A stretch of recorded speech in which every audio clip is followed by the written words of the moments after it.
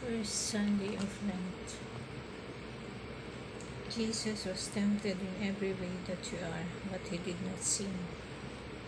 The first Sunday of Lent begins with the temptation of Jesus in the wilderness.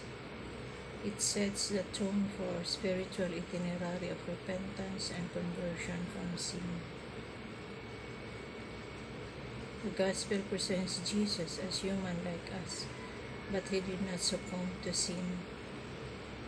The devil is a cunning deceiver who can manipulate even the scriptures to distract and dissuade Jesus from fulfilling the plan of God. The three temptations represent Satan's tactics to divert Jesus from undergoing the purification through the way of the cross. Matthew indicates the temptations will accompany Jesus until the end.